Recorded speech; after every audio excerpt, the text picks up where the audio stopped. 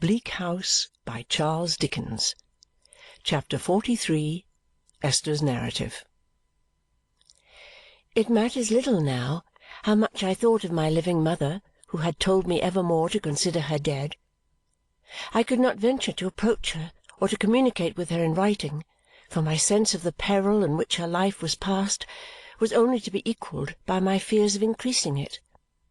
Knowing that my mere existence as a living creature was an unforeseen danger in her way, I could not always conquer that terror of myself which had seized me when I first knew the secret. At no time did I dare to utter her name. I felt as if I did not even dare to hear it. If the conversation anywhere, when I was present, took that direction, as it sometimes naturally did, I tried not to hear. I mentally counted, repeated something that I knew, or went out of the room. I am conscious now that I often did these things when there can have been no danger of her being spoken of, but I did them in the dread I had of hearing anything that might lead to her betrayal, and to her betrayal through me. It matters little now how often I recall the tones of my mother's voice, wondered whether I should ever hear it again, as I so longed to do, and thought how strange and desolate it was that it should be so new to me. It matters little that I watched for every public mention of my mother's name, that I passed and repassed the door of her house in town, loving it, but afraid to look at it, that I once sat in the theatre when my mother was there and saw me, and when we were so wide asunder before the great company of all degrees that any link or confidence between us seemed a dream. It is all over.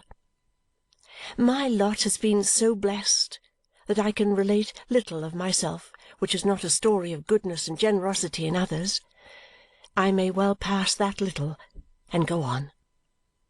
When we were settled at home again, Ada and I had many conversations with my guardian, of which Richard was the theme. My dear girl was deeply grieved that he should do their kind cousin so much wrong, but she was so faithful to Richard that she could not bear to blame him even for that. My guardian was assured of it, and never coupled his name with a word of reproof. "Rick is mistaken, my dear," he would say to her. "Well, well, we have all been mistaken over and over again. We must trust to you and time to set him right." We knew afterwards what we suspected then, that he did not trust to time until he had often tried to open Richard's eyes, that he had written to him, gone to him, talked with him, tried every gentle and persuasive art his kindness could devise. Our poor devoted Richard was deaf and blind to all. If he were wrong, he would make amends when the Chancery suit was over. If he were groping in the dark, he could not do better than do his utmost to clear away those clouds in which so much was confused and obscured. Suspicion and misunderstanding were the fault of the suit. Then let him work the suit out and come through it to his right mind. This was his unvarying reply. Jarndyce and Jarndyce had obtained such possession of his whole nature that it was impossible to place any consideration before him which he did not, with a distorted kind of reason, make a new argument in favour of his doing what he did. "So that it is even more mischievous," said my guardian once to me, "to remonstrate with the poor dear fellow than to leave him alone." I took one of these opportunities of mentioning my doubts of Mr. Skimpole as a good adviser for Richard. "Adviser?" returned my guardian, laughing. "My dear, who would advise with Skimpole?" "Encourager would perhaps have been a better word," said I. "Encourager?" returned my guardian again. "Who could be encouraged by Skimpole?" "Not Richard?" I asked. "No," he replied. "Such an unworldly, uncalculating, gossamer creature is a relief to him and an amusement, but as to advising or encouraging or occupying a serious station towards anybody or anything, it is simply not to be thought of in such a child as Skimpole." "Pray, cousin John," said Ada, who had just joined us and now looked over my shoulder, "what made him such a child?" What made him such a child?" inquired my guardian, rubbing his head, a little at a loss. "Yes, cousin John." "Why," he slowly replied, ruffling his head more and more, "he is all sentiment, and susceptibility, and sensibility, and imagination. And these qualities are not regulated in him somehow. I suppose the people who admired him for them in his youth attached too much importance to them, and too little to any training that would have balanced and adjusted them, and so he became what he is. Hey!" said my guardian, stopping short and looking at us hopefully. "What do you think, you two?" Ada, glancing at me, said she thought it was a pity he should be an expense to Richard. "So it is, so it is," returned my guardian hurriedly. "That must not be. We must arrange that. I must prevent it. That will never do." And I said I thought it was to be regretted that he had ever introduced Richard to Mr. Vholes for a present of £5. "Did he?" said my guardian, with a passing shade of vexation on his face. "But there you have the man. There you have the man. There is nothing mercenary in that with him. He has no idea of the value of money. He introduces Rick, and then he is good friends with Mr. Vholes and borrows £5 of him. He means nothing by it, and thinks nothing of it. He told you himself, I'll be bound, my dear." "Oh, yes," said I. "Exactly!" cried my guardian, quite triumphant. "There you have the man. If he had meant any harm by it, or was conscious of any harm in it, he wouldn't tell it. He tells it as he does it, in mere simplicity. But you shall see him in his own home, and then you'll understand him better. We must pay a visit to Harold Skimpole and caution him on these points. Lord bless you, my dears, an infant. In pursuance of this plan, we went into London on an early day and presented ourselves at Mr. Skimpole's door. He lived in a place called the Polygon, in Somers Town, where there were at that time a number of poor Spanish refugees walking about in cloaks, smoking little paper cigars. Whether he was a better tenant than one might have supposed, in consequence of his friend somebody always paying his rent at last, or whether his inaptitude for business rendered it particularly difficult to turn him out, I don't know, but he had occupied the same house some years. It was in a state of dilapidation quite equal to our expectation. 2 or 3 of the area railings were gone, the water-butt was broken, the knocker was loose, the bell-handle had been pulled off a long time to judge from the rusty state of the wire, and dirty footprints on the steps were the only signs of its being inhabited. A slatternly, full-blown girl, who seemed to be bursting out at the rents in her gown and the cracks in her shoes like an over-ripe berry, answered our knock by opening the door a very little way and stopping up the gap with her figure.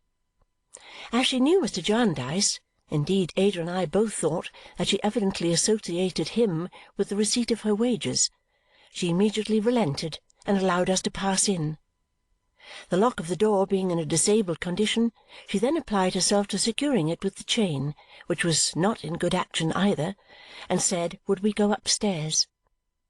We went upstairs to the first floor, still seeing no other furniture than the dirty footprints. Mr. Jarndyce, without further ceremony, entered a room there, and we followed.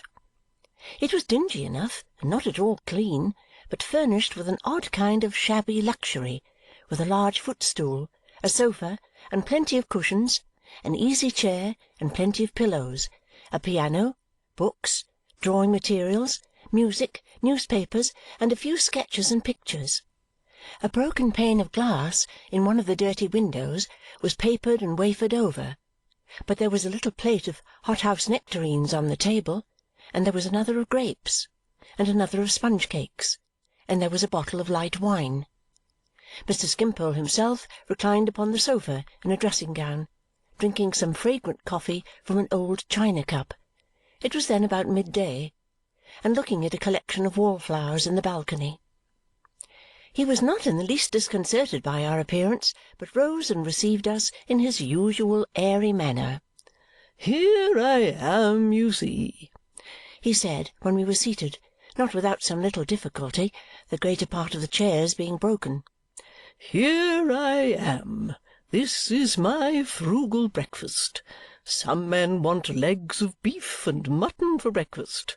I don't. Give me my peach, my cup of coffee, and my claret. I am content. I don't want them for themselves, but they remind me of the sun. There's nothing solar about legs of beef and mutton. Mere animal satisfaction. This is our friend's consulting-room, or would be if he ever prescribed, his sanctum, his studio," said my guardian to us. "Yes," said Mr. Skimpole, turning his bright face about, "this is the bird's cage. This is where the bird lives and sings. They pluck his feathers now and then and clip his wings, but he sings, he sings." He handed us the grapes, repeating in his radiant way, "He sings, not an ambitious note, but still he sings." "These are very fine," said my guardian. "A present?" "No," he answered, "no, some amiable gardener sells them.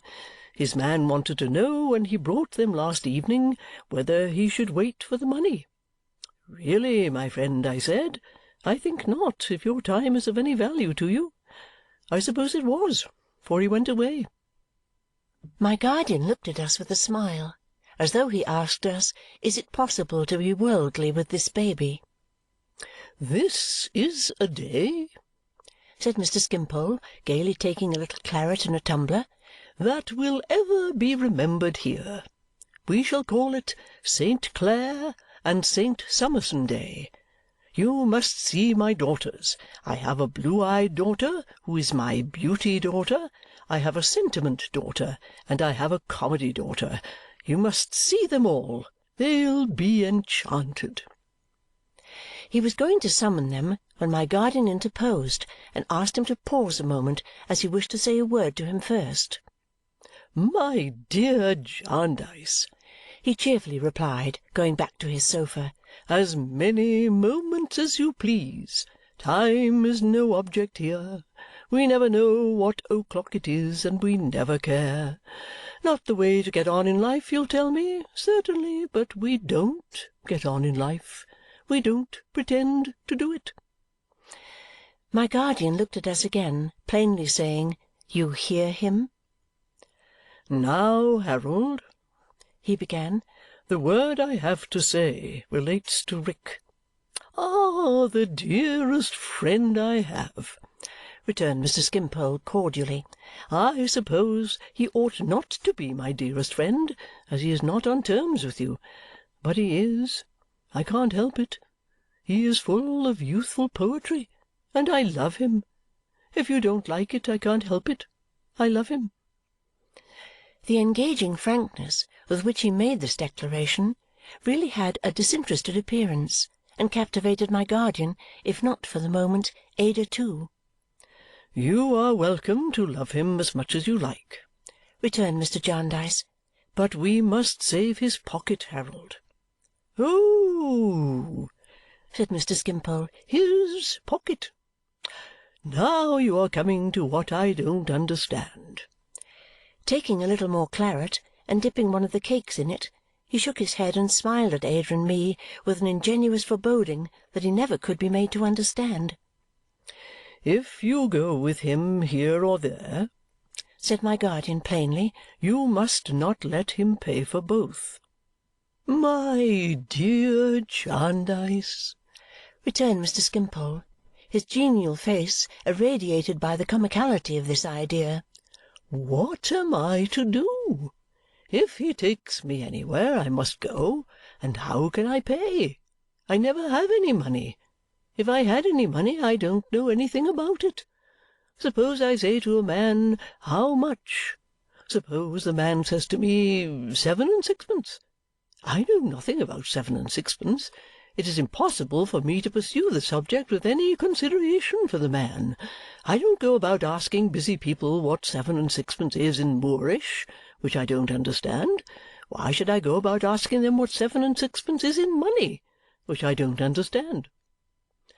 "Well," said my guardian, by no means displeased with this artless reply, "if you come to any kind of journeying with Rick, you must borrow the money of me, never breathing the least allusion to that circumstance, and leave the calculation to him." "My dear Jarndyce," returned Mr. Skimpole, "I will do anything to give you pleasure, but it seems an idle form, a superstition. Besides, I give you my word, Miss Clare and my dear Miss Summerson, I thought Mr. Carstone was immensely rich. I thought he had only to make over something, or to sign a bond, or a draft, or a cheque, or a bill, or to put something on a file somewhere, to bring down a shower of money." "Indeed, it is not so, sir," said Ada. "He is poor." "No, really?" returned Mr. Skimpole with his bright smile. "You surprise me." "And not being the richer for trusting in a rotten reed," said my guardian, laying his hand emphatically on the sleeve of Mr. Skimpole's dressing-gown. "Be you very careful not to encourage him in that reliance, Harold." "My dear good friend," returned Mr. Skimpole, "and my dear Miss Summerson, and my dear Miss Clare, how can I do that? It's business, and I don't know business. It is he who encourages me. He emerges from great feats of business, presents the brightest prospects before me as their result, and calls upon me to admire them. I do admire them, as bright prospects, but I know no more about them, and I tell him so." The helpless kind of candour with which he presented this before us, the light-hearted manner in which he was amused by his innocence, the fantastic way in which he took himself under his own protection and argued about that curious person, combined with the delightful ease of everything he said exactly to make out my guardian's case. The more I saw of him, the more unlikely it seemed to me, when he was present, that he could design, conceal, or influence anything, and yet the less likely that appeared when he was not present, and the less agreeable it was to think of his having anything to do with any one for whom I cared. Hearing that his examination, as he called it, was now over, Mr. Skimpole left the room with a radiant face to fetch his daughters. His sons had run away at various times, leaving my guardian quite delighted by the manner in which he had vindicated his childish character. He soon came back, bringing with him the 3 young ladies and Mrs. Skimpole, who had once been a beauty, but was now a delicate high-nosed invalid suffering under a complication of disorders. "This," said Mr. Skimpole, "is my beauty daughter, Arethusa, plays and sings odds and ends like her father. This is my sentiment daughter, Laura, plays a little but don't sing. This is my comedy daughter, Kitty, sings a little but don't play. We all draw a little and compose a little, and none of us have any idea of time or money." Mrs. Skimpole sighed, I thought, as if she would have been glad to strike out this item in the family attainments. I also thought that she rather impressed her sigh upon my guardian, and that she took every opportunity of throwing in another.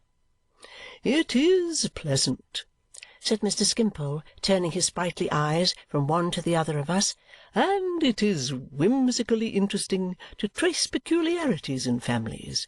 In this family we are all children, and I am the youngest."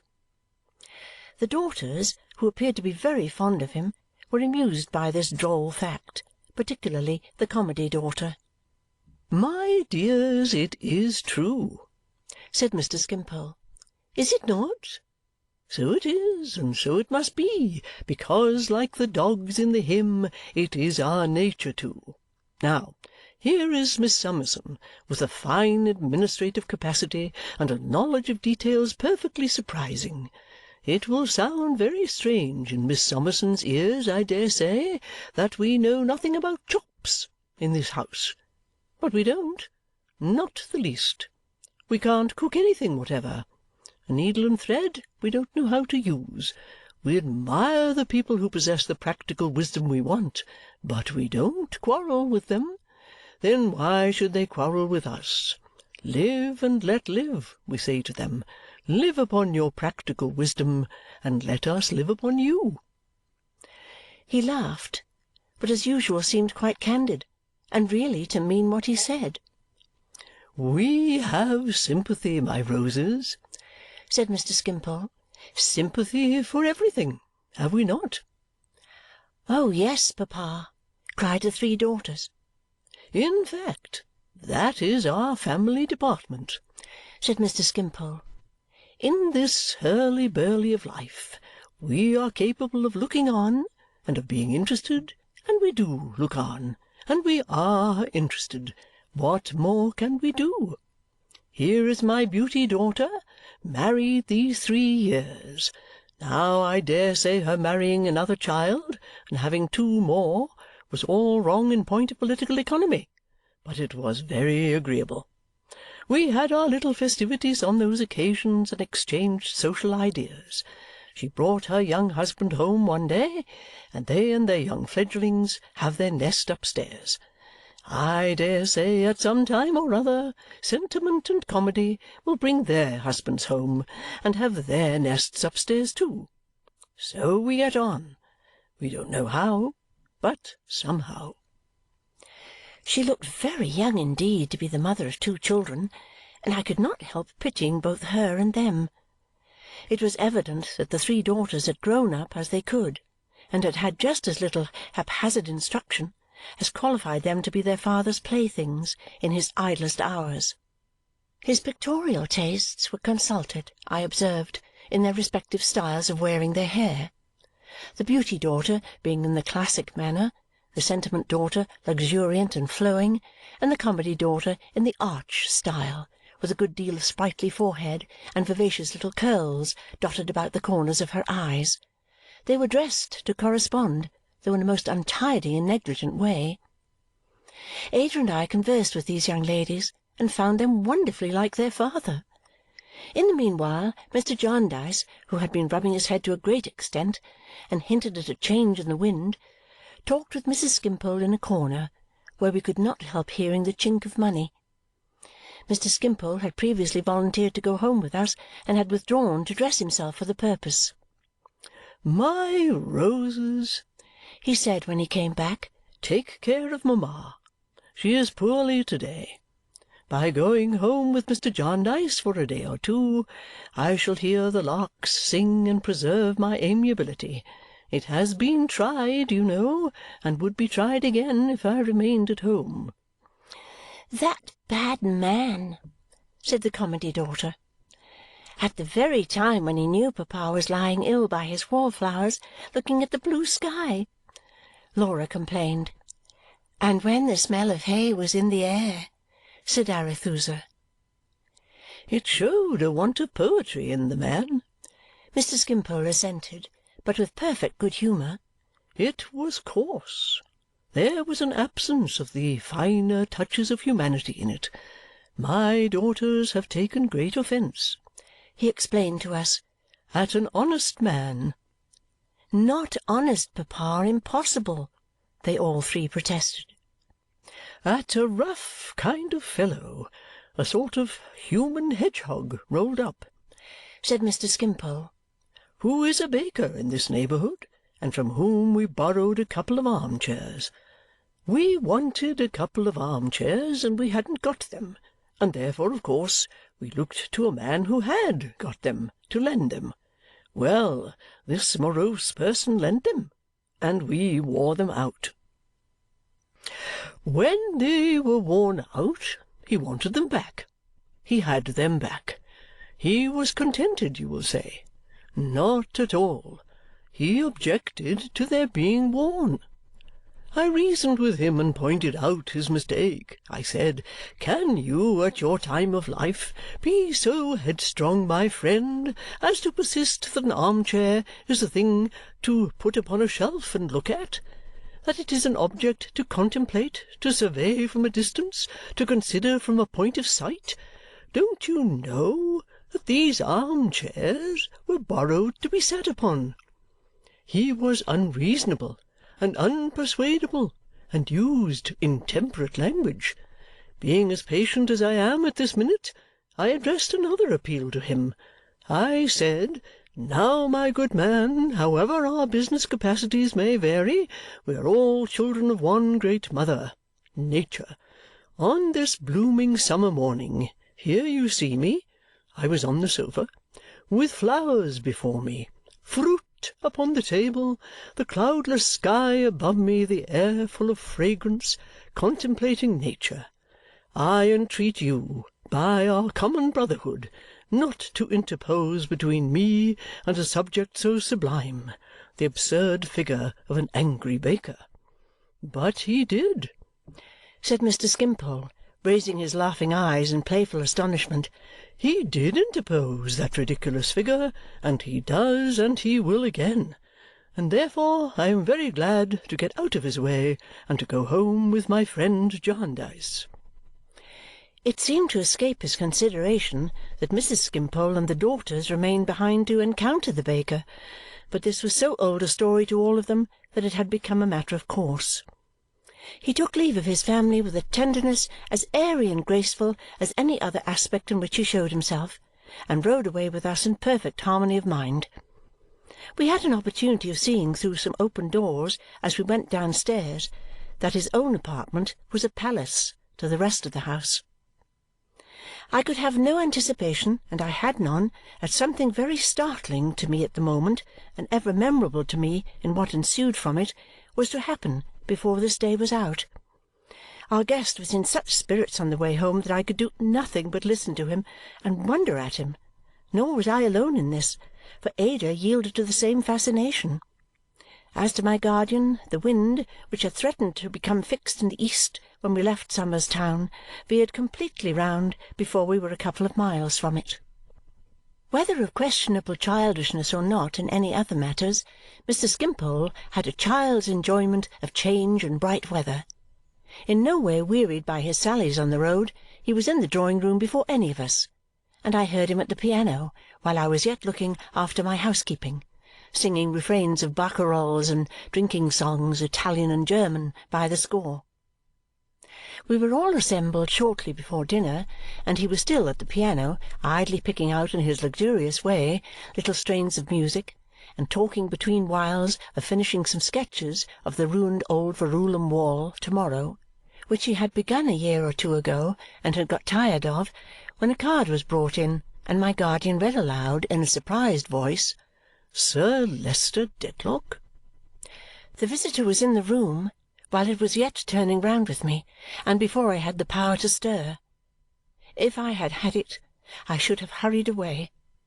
I had not even the presence of mind, in my giddiness, to retire to Ada in the window, or to see the window, or to know where it was. I heard my name, and found that my guardian was presenting me before I could move to a chair. "Pray be seated, Sir Leicester." "Mr. Jarndyce," said Sir Leicester in reply, as he bowed and seated himself, "I do myself the honour of calling here." "You do me the honour, Sir Leicester." "Thank you. Of calling here on my road from Lincolnshire to express my regret that any cause of complaint, however strong, that I may have against a gentleman who is known to you and has been your host, and to whom, therefore, I will make no farther reference, should have prevented you, still more ladies under your escort and charge, from seeing whatever little there may be to gratify a polite and refined taste at my house, Chesney Wold. You are exceedingly obliging, Sir Leicester, and on behalf of those ladies who are present, and for myself, I thank you very much." It is possible, Mr. Jarndyce, that the gentleman to whom, for the reasons I have mentioned, I refrain from making further allusion, it is possible, Mr. Jarndyce, that that gentleman may have done me the honour so far to misapprehend my character as to induce you to believe that you would not have been received by my local establishment in Lincolnshire with that urbanity, that courtesy, which its members are instructed to show to all ladies and gentlemen who present themselves at that house. I merely beg to observe, sir, that the fact is the reverse." My guardian delicately dismissed this remark without making any verbal answer. "It has given me pain, Mr. Jarndyce," Sir Leicester weightily proceeded.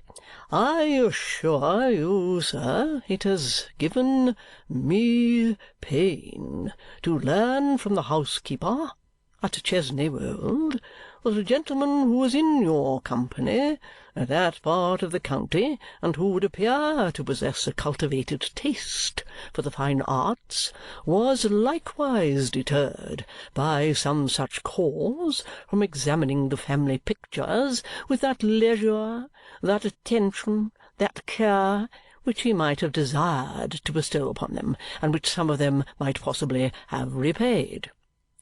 Here he produced a card and read, with much gravity and a little trouble, through his eye-glass, "Mr. Harold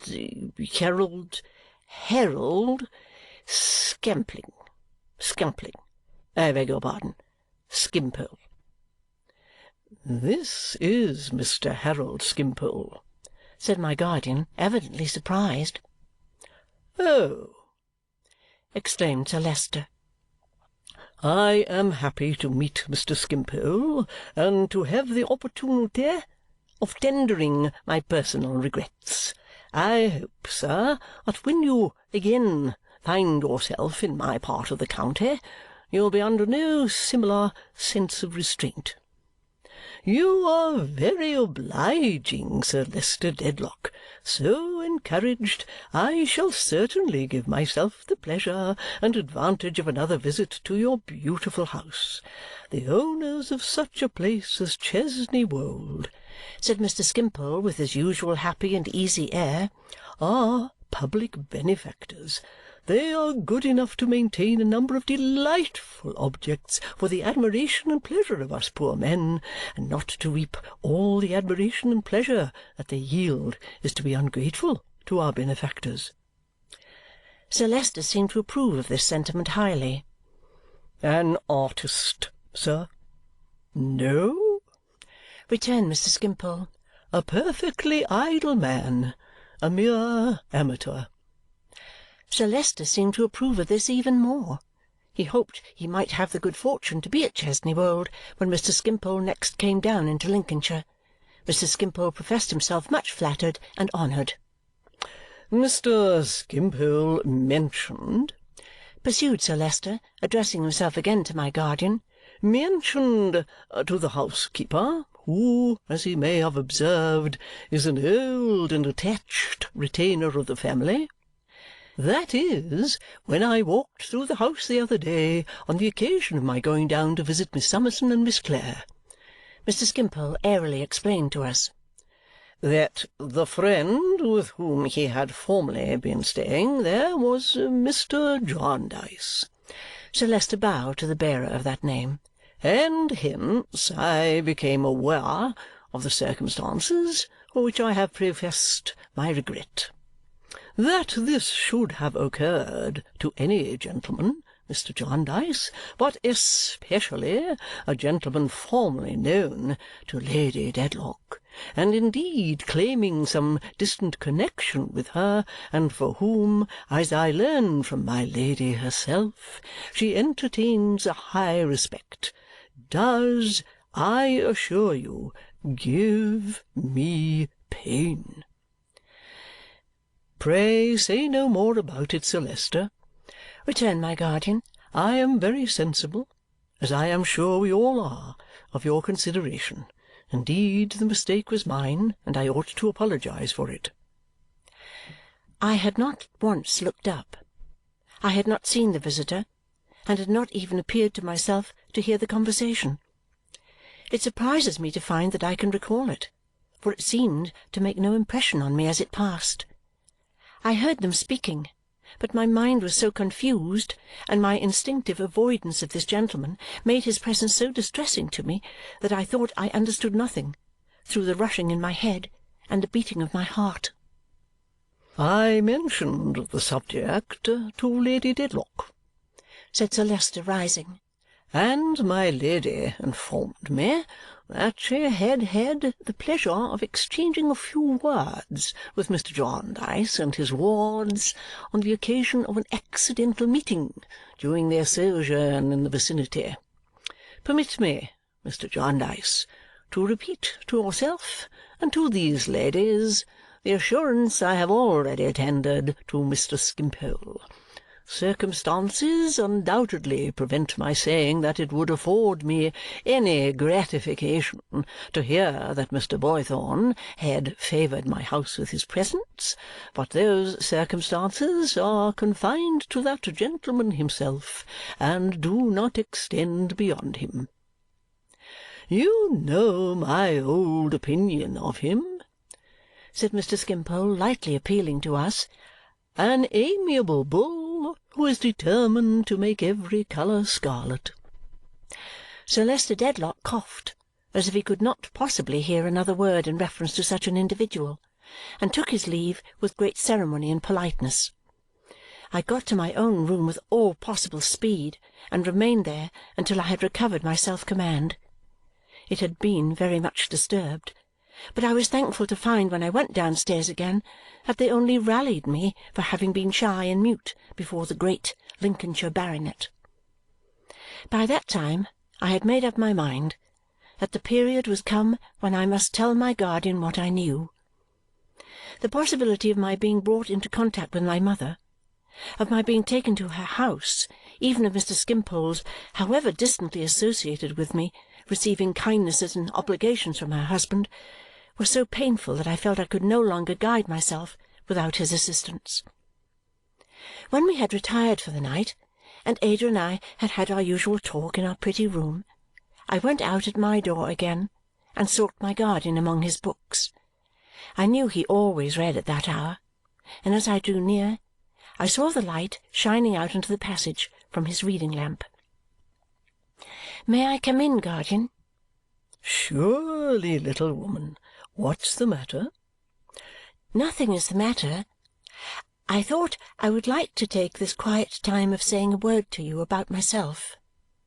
He put a chair for me, shut his book, and put it by, and turned his kind attentive face towards me.